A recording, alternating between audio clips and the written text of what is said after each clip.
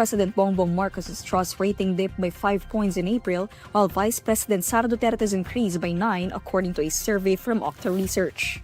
However, Octa Research's tugon ng masa nationwide survey showed that slightly more people still trusted Marcos than Duterte. Based on a non-commissioned survey by Octa Research, Marcos's trust rating dropped from 65% in November 2024 to 60% in April 2025. The April 2025 survey also shows 23% saying they distrust Marcos, while 18% were undecided. Octa Research notes this is the lowest trust rating for Marcos since the first quarter of 2024.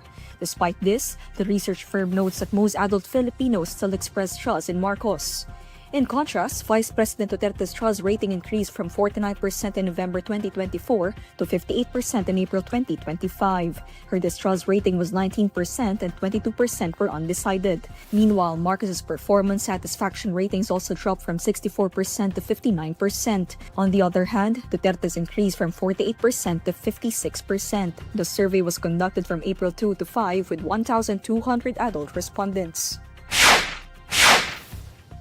Catholic cardinals set May 7 as a start date for the Conclave to elect Pope Francis' successor. Cardinals are delaying the secret voting for 2 days to help them get to know one another better and find consensus on a candidate before they are sequestered in the Sistine Chapel. The Cardinals set a date after arriving for the first day of informal meetings following Pope Francis' funeral. Many cardinals cited the desire to continue Pope Francis' pastoral focus on people who are marginalized and against war. But conservatives in the ranks may be more focused on forging unity and refocusing the Church back to core doctrines emphasized by St. John Paul II and Pope Benedict XVI. The College of Cardinals that will elect a new pope includes members from far-flung corners of the globe, whom the late Pope Francis named over his 12-year papacy to bring in new points of view of the Catholic Church hierarchy.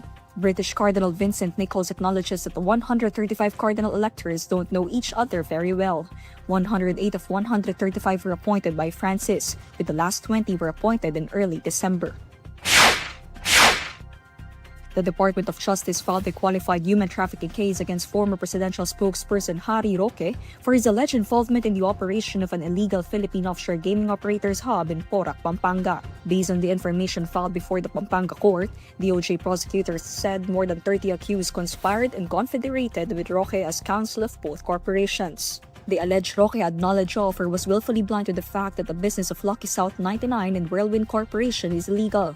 Prosecutors say Roque's cooperation in pursuing the renewal of Lucky South 99 led to trafficking or exploitation of workers for financial gain. Justice Undersecretary Nicolas Felix T. confirms that aside from Roque, also charger Cassandra Ong, Whirlwind Corporation Executive Wu Tuan Ren, former government official Dennis Cunanan, and more than 30 others. According to T, Roque was indeed involved in the establishment and organization of Lucky South 99 as he pleaded for its renewal before Philippine Amusement and Gaming Corporation. The Presidential Anti-Organized Crime Commission initially charged Lucky South 99's authorized representative Cassandra Ong and others before the DOJ. Roque was included in the supplemental complaint filed in October 2024. In its complaint, the PAOK and Philippine National Police Criminal Investigation and Detection Group alleged that despite Roque's denials, narratives from resource persons indicated that he actively participated in the operations of Lucky South 99. That includes representing the company alongside Ong in a meeting with the PAG Corps for the renewal of its license.